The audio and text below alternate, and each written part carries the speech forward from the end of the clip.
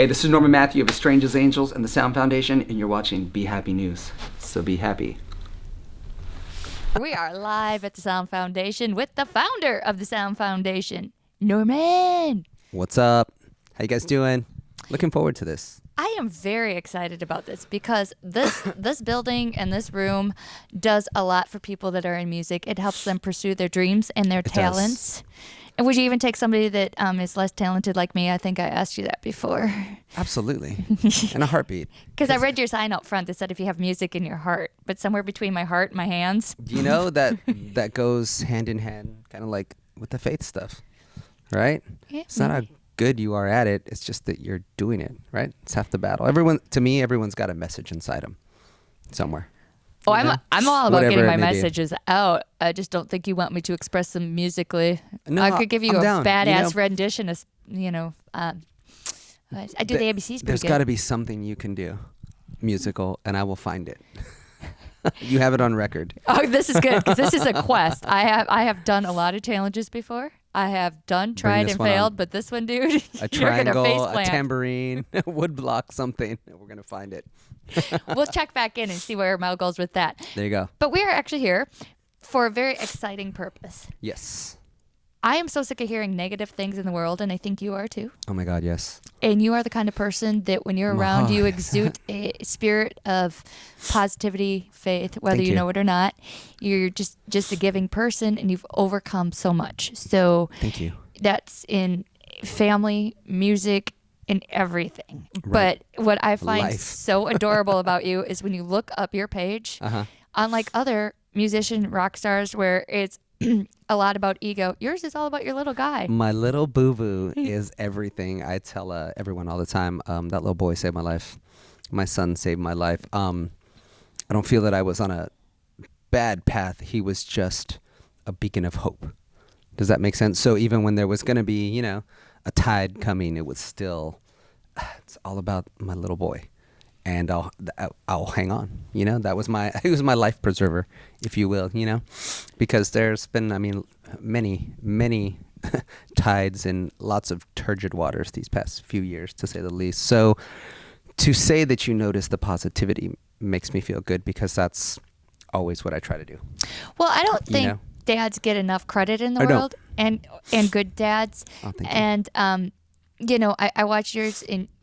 You're running around in onesies and in WWE rings. We love onesies. But meanwhile, you have, like 30 posts down when you really dig deep. You have, oh yeah, by the way, I worked on my new album today. I'm charting, but that's like below your like dinosaur onesie pajama day party. Absolutely, because that's more important, because to me those are the reasons you do the things you do, to have the moments that you have, right? Like I have always been very independent as a thinker, very independent as a business person. I wanted to start my own business, not because I wanted to be a mogul and have money, but so that I could be flexible. And if my son has soccer, I'll be there, and I don't have to worry about answering to a boss about what time I can't make my son's game, those types of things, right? To share my love of music with him. He comes to the studio and to work with me now, and he takes lessons with Johnny from Typo, which is awesome.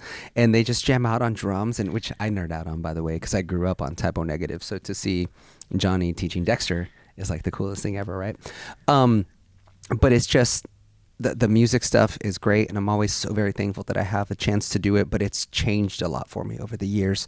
To me, it's more about using the music and the talent that I was given as a vessel for a lot of people, as a message for a lot of people, being a voice for people that don't have that kind of voice, that don't have that sort of talent, but they're floundering in their own world and trying to figure things out. So it's important, but it's important for different reasons. It's not important to be famous. It's not important to make a lot of money. It's not important to be a rock star. It's important to touch some lives, I guess, with the skill set that I have, right? Like if I could build houses, I would build houses for people that don't, but my thing is I can create. So that's why it's there, and it's important, but it's not nearly as important as fatherhood. See, that I believe reflects your music, because back in the day when you were in a harder band and Right. everything was hard and heavy, I think you had to prove a lot of your critics wrong because you've stripped down a little bit softer, and I think it's harder for a person to be We did. acoustic and soft and Yeah. more raw and real. And also the lyrics. Your lyrics are Yeah. painfully and soulfully both painful but also very hopeful at the same time. They're painful because they're truth. Right. You Yeah. you can see truth in them. A lot of people can relate to the stories of them, Right.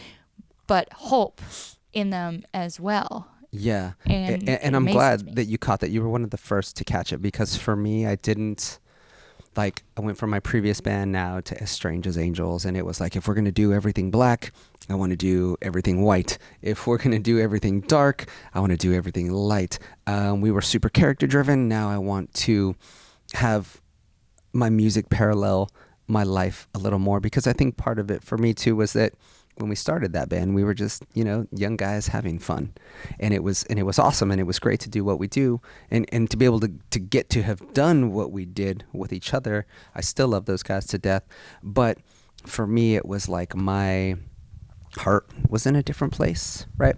My mind was in a different place. Looking at my little boy who's 2 years old and thinking, okay, what I did in my past with my music stuff is one thing, but now that I have him, I have to make a conscious effort to be cautious of the things that I do, but still be able to be myself. And that was, it was a hard time at first, because I would write a ton of songs, but I lyrically just couldn't get anything out, because it was like, I don't want to say something that's going to hurt someone's feelings and we get too real, right? I don't want to write, stories, because then it's like, well, then I'm not being really real with it.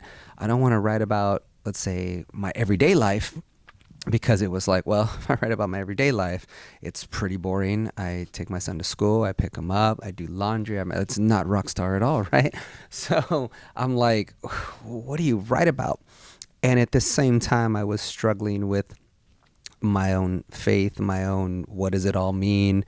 Universe, what do you want from me? Why are you putting me through the things that you're putting me through? And there's people out there that are through worse, but in my world, these things were like cosmic shifts. Like, this was the life in the world that I know, right? Because people say, well, people have it worse. And I'm like, yeah, but some people that have it worse, do they even know that they have it worse? Because you base it on your own reality, right? Just like when you hear rich people problems, oh my God, I only have, 2 benzos working this week or something. I don't know, you know what I mean? Whatever it is.